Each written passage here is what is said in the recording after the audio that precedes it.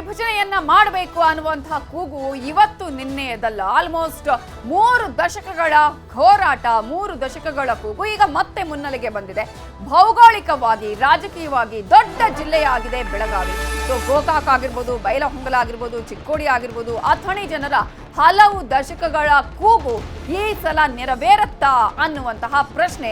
ಯಾಕಂತ ಹೇಳಿದ್ರೆ ಈಗಾಗಲೇ ಯಾವುದೇ ಅಭಿವೃದ್ಧಿ ಕಾರ್ಯಗಳನ್ನ ಮಾಡಬೇಕು ಅಂತ ಹೇಳಿದ್ರು ಅಲ್ಲಿ ಒಂದು ಜಿಲ್ಲೆ ಈಗ ವಿಭಜನೆಯಾದ್ರೆ ಬಹಳ ಈಸಿ ಆಗತ್ತೆ ಅಂತ ಹೇಳಿ ಅಲ್ಲಿನ ಜನರು ಹಲವು ವರ್ಷಗಳಿಂದಲೂ ಕೂಡ ಈ ಬೇಡಿಕೆಯನ್ನ ಇಟ್ಟಿದ್ರು. ಅದು ಆ ಭಾಗದ ಶಾಸಕರು, ಸಚಿವರುಗಳ ಅಭಿಪ್ರಾಯ ಕೂಡ ಹೌದು. ಹೀಗಾಗಿ ಶೀಘ್ರವೇ ಸಚಿವ ಸತೀಶ್ ಜಾರಕಿಹೊಳಿ ಅವರ ನೇತೃತ್ವದಲ್ಲಿ ಸಭೆಯನ್ನ ನಡೆಸಲಾಗುತ್ತೆ. ಜಿಲ್ಲೆಯ ಶಾಸಕರ ಸಭೆ ನಡೆಸೋದಕ್ಕೆ ತೀರ್ಮಾನವನ್ನ ಕೈಗೊಳ್ಳಲಾಗಿದ್ದು, ಇದೇ ವಿಚಾರಕ್ಕೆ ಸಂಬಂಧಪಟ್ಟ ಹಾಗೆ ಬೆಳಗಾವಿಯಲ್ಲಿ ಸಚಿವೆ ಲಕ್ಷ್ಮೀ ಹೆಬ್ಬಾಳ್ಕರ್ ಹೇಳಿಕೆಯನ್ನ ಕೊಟ್ಟಿದ್ದಾರೆ. ದಸರಾ ಬಳಿಕ ಸಿಎಂ ಮೇಲೆ ಒತ್ತಡ ತರಲು ನಿರ್ಧಾರವನ್ನ ಮಾಡಲಾಗಿದೆ. 3 ಜಿಲ್ಲೆ ಮಾಡಬೇಕು ಅನ್ನುವಂತಹ ಒಂದು ಒತ್ತಾಯ ಕೂಡ ಇದೆ. ಈ ಹಿನ್ನೆಲೆಯಲ್ಲಿ ಕಂದಾಯ ಸಚಿವರಿಗೂ ಮನವಿಯನ್ನ ಮಾಡಿಕೊಳ್ಳಲಾಗ್ತಾ ಇದೆ. ಬೆಳಗಾವಿಯಲ್ಲಿ ಸಚಿವೆ ಲಕ್ಷ್ಮೀ ಹೆಬ್ಬಾಳ್ಕರ್ ಈ ಹೇಳಿಕೆಯನ್ನ ಕೊಟ್ಟಿದ್ದಾರೆ. ಈ ಹಿಂದೆ ಕೂಡ ಯಾವಾಗ ಕಾಂಗ್ರೆಸ್ ಸರ್ಕಾರ ಬಂತೋ ಆಗಿನಿಂದಲೂ ಕೂಡ ಮತ್ತೆ ಈ ಒಂದು ವಿಚಾರ ಮುನ್ನೆಲೆಗೆ ಬರ್ತಾನೆ ಇದೆ. ಈ ಸಲ ಆದ್ರೂ ಆಗಬಹುದು ಅಂತ ಹೇಳಿ, ಯಾಕಂದ್ರೆ ಸಚಿವ ಸತೀಶ್ ಜಾರಕಿಹೊಳಿ ಈ ಹಿಂದಿನಿಂದಲೂ ಕೂಡ ಈ ಒಂದು ಹೇಳಿಕೆಯನ್ನ ಕೊಡ್ತಾನೆ ಬಂದಿದ್ದಾರೆ. ಈ ಸಲ ಆಗತ್ತಾ ಅನ್ನುವಂತಹ ಒಂದು ಅಭಿಪ್ರಾಯವೂ ಕೂಡ ಈಗ ವ್ಯಕ್ತವಾಗ್ತಿದೆ. ನೋಡಿ, ನಾನಂತರೂ ಹೇಳ್ತಾ ಇದ್ದೀನಿ, ಒಕ್ಕೂರಿನಿಂದ ಹೇಳ್ತಾ ಇದ್ದೀನಿ, ಜಿಲ್ಲಾ ವಿಭಜನೆ ಆಗದೆ ಹೊರತು ಜಿಲ್ಲೆಯ ಅಭಿವೃದ್ಧಿ ಆಗಲಿಕ್ಕೆ ಸಾಧ್ಯ ಇಲ್ಲ. ಬೆಳಗಾವಿ ಜಿಲ್ಲೆಯನ್ನು 2 ಆಗಿ ಮಾಡಬಹುದು, 3 ಆಗಿ ಮಾಡಬಹುದು. ಜಿಲ್ಲಾ ವಿಭಜನೆ ಆದಾಗಲೇ ಬೆಳಗಾವಿಯನ್ನು ಸುಧಾರಿಸಲಿಕ್ಕೆ ನಮಗೆ ಸಾಧ್ಯ ಆಗುತ್ತೆ. ನನ್ನ ಕೂಗಾದೆ ಮುಂದಿನ ದಿನ ಅಂತಂದರೆ ಈ ಒಂದು ದಸರಾ ಮುಗಿದ ತಕ್ಷಣ ನಮ್ಮ ಜಿಲ್ಲೆಯ ಎಲ್ಲ ಒಂದು ಶಾಸಕರ ಒಂದು ಮೀಟಿಂಗನ್ನು ಜಿಲ್ಲಾ ಉಸ್ತುವಾರಿ ಸಚಿವರ ಜೊತೆ ಚರ್ಚೆ ಮಾಡಿ ಕರಿತೀನಿ. ಒಂದು ಪತ್ರದ ಒಂದು ಮುಖಾಂತರ ಮಾನ್ಯ ಮುಖ್ಯಮಂತ್ರಿಗಳಿಗೆ ಮತ್ತು ಕಂದಾಯ ಸಚಿವರಾದಂಥ ಕೃಷ್ಣ ಬೈರೇಗೌಡ ಅವರಿಗೆ 18 ಶಾಸಕರು ಪಕ್ಷಾತೀತವಾಗಿ 18 ಶಾಸಕರ ಪತ್ರಗಳನ್ನು ಕೊಡುವುದರ ಮೂಲಕ ಜಿಲ್ಲಾ ವಿಭಜನೆಗೆ ನಾವು ಒಂದು ಹೆಜ್ಜೆಯನ್ನು ಮುಂದಿಡ್ತೀವಿ. ಇನ್ನೊಂದು ಕೂಗು ಕೂಡ ಇದೆ. ಬೆಳಗಾವಿಯನ್ನ 2ನೇ ರಾಜಧಾನಿ ಮಾಡಬೇಕು ಅನ್ನುವಂತಹ ಕೂಗು ಕೂಡ ಇದೆ. ಅದು ಏನಾಗುತ್ತೆ? ಈಗಾಗಲೇ ಚಿಕ್ಕೋಡಿ ಆಗಿರ್ಬೋದು, ಗೋಕಾಕ್ ಅಥವಾ ಬೈಲಹೊಂಗಲ, ಬೆಳಗಾವಿ, ಈ ಒಂದು ಬೆಳಗಾವಿ ಜಿಲ್ಲೆಯನ್ನ 3 ಜಿಲ್ಲೆಗಳನ್ನಾಗಿ ವಿಭಜನೆ ಮಾಡಿದಾಗ ಅಭಿವೃದ್ಧಿಯಲ್ಲಿ ನಮಗೆ ಸಾಧ್ಯ ಆಗತ್ತೆ ಅನ್ನುವಂಥದ್ದು ಅಲ್ಲಿನ ಶಾಸಕರಾಗಿರ್ಬೋದು, ಸಚಿವರು ಆಗಿರ್ಬೋದು ಅಥವಾ ಆ ಭಾಗದ ಜನರ ಒಕ್ಕೊರಲ ಕೂಗಾಗಿದೆ. ಇದಕ್ಕೆ ಯಾವ ರೀತಿಯಾದಂತಹ ಸ್ಪಂದನೆ ಸಿಗತ್ತೆ? ಈಗಾಗಲೇ ಕನ್ನಡಪರ ಸಂಘಟನೆಗಳು ಬಹಳಷ್ಟು ಹೋರಾಟವನ್ನು ಹಿಂದೆ ಮಾಡಿದ್ವು, ಬೇಡ ಅಂತ ಹೇಳಿ. ಯಾಕಂದ್ರೆ ಮರಾಠಿ ಮಾತನಾಡುವಂತಹ ಭಾಷಿಕರು ಕೂಡ ಅಲ್ಲಿ ಇದ್ದಾರೆ, ಹಾಗಾಗಿ ಅದು ಬೇರೆ ಆಗತ್ತೆ ಅನ್ನುವಂತಹ ಕೂಗು ಇತ್ತು. ಈಗ ಯಾವ ರೀತಿಯಾದಂತಹ ಅಭಿಪ್ರಾಯ ಕೇಳಿ ಬರ್ತಾ ಇದೆ ಅನ್ನೋದ್ರ ಬಗ್ಗೆ ಡೀಟೇಲ್ಸ್ ಕೊಡೋದಕ್ಕೆ ನಮ್ಮ ರಿಪೋರ್ಟರ್ ಚಂದ್ರಕಾಂತ್ ಸುಗಂಧಿ ನೇರ ಸಂಪರ್ಕದಲ್ಲಿ ಜಾಯಿನ್ ಆಗಿದ್ದಾರೆ.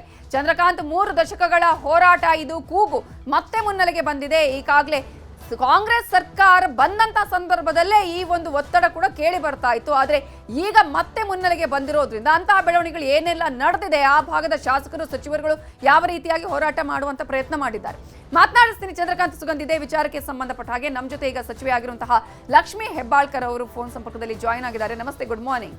Good morning. ಈಗಾಗಲೇ ಇದು ಹಲವು ದಶಕಗಳ ಹೋರಾಟ, 3ರಿಂದ 4 ದಶಕಗಳ ಹೋರಾಟ. ಪ್ರಮುಖವಾಗಿ ನಿಮ್ಮ ಸರ್ಕಾರ ಬಂದಂತಹ ಸಂದರ್ಭದಲ್ಲೇ ಆಗಬಹುದೇನೋ ಅನ್ನುವಂತಹ ಅಂದಾಜು ಇತ್ತು.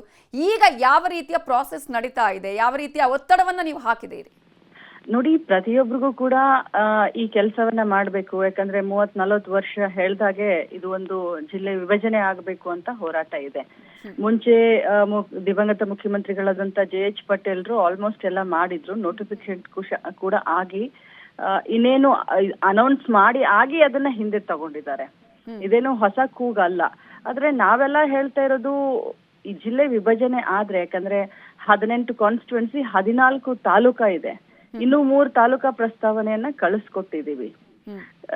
ಜಿಲ್ಲಾವಾರು ನಾವು ನೋಡಿದ್ರೆ ದೊಡ್ಡ ಇದಿದೆ. ಸೊ ಹಿಂಗಾಗಿ ವಿಭಜನೆ ಮಾಡಿದ್ರೆ ಎಲ್ಲರಿಗೂ ನ್ಯಾಯ ಸಿಕ್ಕಂಗಾಗುತ್ತೆ, ಎಲ್ಲ ಕಡೆ ಅಭಿವೃದ್ಧಿಗೆ ನಾವು ಇಂಟ್ರೆಸ್ಟ್ ತಗೊಂಡು ಕೆಲಸ ಮಾಡ್ಲಿಕ್ಕೆ ಸಹಾಯ ಆಗುತ್ತೆ. ಈ ಹಿಂದೆ ಕನ್ನಡ ಪರ ಸಂಘಟನೆಗಳು ಒಂದಷ್ಟು ಹೋರಾಟವನ್ನ ಮಾಡಿದ್ರು, ಬೇಡ ಅಂತ ಹೇಳಿ. ಯಾಕಂದ್ರೆ ಮರಾಠಿ ಭಾಷಿಕರು ಕೂಡ ಇದ್ದಾರೆ, ಅದು ಮತ್ತೆ ಆ ಕಡೆ ಹೋಗುವಂತಹ ಚಾನ್ಸಸ್ ಇದೆ ಅಂತ ಹೇಳಿ. ಇದರ ವಿಚಾರಕ್ಕೆ ಸಂಬಂಧಪಟ್ಟ ಹಾಗೆ ಯಾವ ರೀತಿಯಾಗಿ ಪರಿಹಾರ ಕಂಡುಕೊಳ್ತಾ ಇದ್ದೀರಿ ಅಂತ? ನೋಡಿ, ಮುಂಚೆ ಒಂದು ಕಾಲ ಇತ್ತು, ಅದು ಆ ಸಮಸ್ಯೆ ಉದ್ಭವಿಸಿತ್ತು ಗಡಿ ಈ ಭಾಗದಲ್ಲಿ, ನಮಗೆಲ್ಲ ಸ್ವಲ್ಪ ಮುಂಚೆ ಆ ತರ ಇತ್ತು.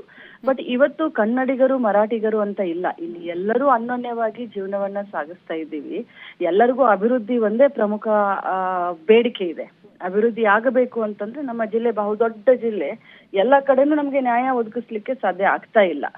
ಬಹಳಷ್ಟು ಇತಿಹಾಸ ಕೂಡ, ಬಹಳಷ್ಟು ಸಂಸ್ಕೃತಿ ಇತಿಹಾಸದಲ್ಲೂ ಕೂಡ ಬಹಳಷ್ಟು ಹಿರಿಮೆಯನ್ನ ಗಳಿಸಿದಂತ ಜಿಲ್ಲೆ ಇದು. ಈಗ ಇಷ್ಟು ದೊಡ್ಡ ಜಿಲ್ಲೆ, ಯಾಕಂದ್ರೆ ಒಂದು ಹೆಡ್ ಕ್ವಾರ್ಟರ್ಸ್ಗೆ ಬರಬೇಕು ಅಂದ್ರೆ 220 ಕಿಲೋಮೀಟರ್ ಬರ್ಬೇಕಾಗುತ್ತೆ. ಒಂದು ಬೌಂಡ್ರಿ ಹೇಳ್ತಾ ಇದ್ದೀನಿ ನಾನು, ಒಂದು ಬೌಂಡ್ರಿ ಹೇಳ್ತಾ ಇದ್ದೀನಿ. ಸೊ ಅಷ್ಟೊಂದು ದೂರದಿಂದ ಬಂದು ಒಬ್ಬ ವ್ಯಕ್ತಿ ಬಸ್ನಲ್ಲಿ ಬಂದು ತನ್ನ ಕೆಲಸವನ್ನ ಮಾಡಿ SP ಆಫೀಸು, DC ಆಫೀಸು, ಕಚೇರಿಗಳಿಗೆ ಹೋಗಿ ಮತ್ತೆ ವಾಪಸ್ ಹೋಗೋದು ಅಂತಂದ್ರೆ ಒಂದು ದಿನಾನೇ ಹೋಗ್ಬಿಡುತ್ತೆ. 2.5 ಗಂಟೆ ಬರ್ಲಿಕ್ಕೆ, 2.5 ಗಂಟೆ ಹೋಗ್ಲಿಕ್ಕೆ. ಇಲ್ಲಿ ಕೆಲಸ ಟೈಮ್ಗೆ ಸರಿಯಾಗಿ ಎಲ್ಲಾ ದೃಷ್ಟಿಯಿಂದ, ನಾಟ್ ಓನ್ಲಿ ಒಂದು ದೃಷ್ಟಿ, ಈಗ ಶೈಕ್ಷಣಿಕ ಜಿಲ್ಲೆ ಚಿಕ್ಕೋಡಿ ಅಂತ ಮಾಡೇ ಆಗಿದೆ. ಈಗ ನಾವು ಸಂಘಟನೆ ವಿಚಾರವಾಗಿ ನಾವು ಬೆಳಗಾವಿಯನ್ನ 3 ಭಾಗದಲ್ಲಿ ನೋಡ್ತೀವಿ. ಒಂದು ಬೆಳಗಾವಿ ಜಿಲ್ಲೆ ನಮ್ಮ ಪಕ್ಷದ ಸಂಘಟನೆ ಅಂದ್ರೆ ಬೆಳಗಾವಿ ಗ್ರಾಮೀಣನ ಬೇರೆ ಇದೆ, ಬೆಳಗಾವಿ ಸಿಟಿನೇ ಬೇರೆ ಇದೆ, ಚಿಕ್ಕೋಡಿ ಜಿಲ್ಲೆನೇ ಬೇರೆ ಇದೆ. ಸೊ ಎಲ್ಲಾ ದೃಷ್ಟಿಯಿಂದ ನೋಡಿದ್ರು ಅತಿ ದೊಡ್ಡ ಜಿಲ್ಲೆ ಆಗುತ್ತೆ. ಮತ್ತು ನಾನ್ ಪದೇ ಹೇಳ್ತೀನಿ, ಅರ್ಬನ್ ಸಿಟಿಸನ್ಸ್ ಜಾಸ್ತಿ ಆಗ್ತಾ ಇದ್ದಾರೆ. ಬೆಳಗಾವಿ ಸಿಟಿಗೆ ಸಂಬಂಧಪಟ್ಟ ಹಾಗೆ ಬೆಳಗಾವಿ ಸಿಟಿಯಲ್ಲಿ ಎಷ್ಟು ಜನಸಂಖ್ಯೆ ಇದೆಯೋ ಅಷ್ಟು ಉಡುಪಿ ಜಿಲ್ಲೆಯಲ್ಲಿ ಜನಸಂಖ್ಯೆ ಇದೆ. ಸೊ ಈ ಎಲ್ಲಾ ದೃಷ್ಟಿಗಳನ್ನ ನಾವು ಸಮೀಕರಣೆ ಮಾಡಿದಾಗ ಅಭಿವೃದ್ಧಿ ಹಿತದೃಷ್ಟಿಯಿಂದ, ಯಾಕಂದ್ರೆ ಇಲ್ಲಿ ಇಂಡಸ್ಟ್ರಿಗಳು ಏನ್ ಮಾಡಿದ್ರು ನಮ್ಗೆ ಇಂಡಸ್ಟ್ರಿಗಳಿಗೆ ಸಹಾಯ ಮಾಡ್ಲಿಕ್ಕೆ ಸಾಧ್ಯ ಆಗ್ತಾ ಇಲ್ಲ. ಇಂಡಸ್ಟ್ರಿಯಲಿಸ್ಟ್ಗಳದ್ದು ಒಂದೇ ಗೋಳು, ನಮ್ಗೆ ಜಮೀನ್ ಕೊಡಿ, ನಾವು ಇಷ್ಟು ಟ್ಯಾಕ್ಸ್ ಅನ್ನ ಕಟ್ತೀವಿ, ಸರ್ಕಾರಕ್ಕೆ ಇಷ್ಟೊಂದು ಬೆನ್ನೆಲುಬಾಗಿ ನಾವು ನಿಂತಿದೀವಿ, ಆದ್ರೆ ನಮಗೆ ಸರ್ಕಾರದಿಂದ ನಮಗೆ ತೊಂದರೆ ಆಗ್ತಾ ಇದೆ, ನಮಗೆ ಯಾವುದೇ ಜಮೀನನ್ನ ನೀವು ಇಂಡಸ್ಟ್ರಿಯನ್ನ ಎಕ್ಸ್ಪಾನ್ಶಿಪ್ ಮಾಡ್ಲಿಕ್ಕೆ ನಮ್ಗೆ ಕೊಡ್ತಾ ಇಲ್ಲ ಅಂತ ಒಂದು ದೊಡ್ಡ ಬೇಡಿಕೆ 20-25 ವರ್ಷದಿಂದ ಇದೆ. ಇದನ್ನೆಲ್ಲ ನಾವು ದೃಷ್ಟಿಯಿಂದ ಇಟ್ಕೊಂಡಾಗ ಬೆಳವಣಿಗೆ ಆಗಬೇಕು ಅಂತಂತಂದ್ರೆ ನಮ್ಗೆ ಜಿಲ್ಲೆ ವಿಭಜನೆ ಆಗ್ಲೇಬೇಕು. ಎಷ್ಟು ಜಿಲ್ಲೆಗಳಾಗಿ ವಿಭಜನೆ ಮಾಡುವಂತಹ ಒಂದು ಕೂಗಿದೆ? ಯಾಕಂದ್ರೆ ಆಲ್ಮೋಸ್ಟ್ 3 ಜಿಲ್ಲೆಗಳು ಅಂತ ಹೇಳ್ತಾರೆ. ಅದಕ್ಕೆ ಏನಾದರೂ ಸ್ಪಂದಿಸುವ ಸಾಧ್ಯತೆಗಳು ನಿಮಗೆ ಕಾಣಿಸ್ತಾ ಇದೆಯಾ? ಅದಕ್ಕೆ ಬೇಕಾದಂತಹ ಒಂದು ಸಿದ್ಧತೆಗಳು, ಅಂದ್ರೆ 3 ಜಿಲ್ಲೆಗಳಿಗೆ ಬೇಕಾದಂತಹ ಸಿದ್ಧತೆಗಳನ್ನ ಈಗಾಗಲೇ ನೀವು ಮಾಡ್ಕೊಂಡಿದ್ದೀರಾ ಹೇಗೆ ಅಂತ?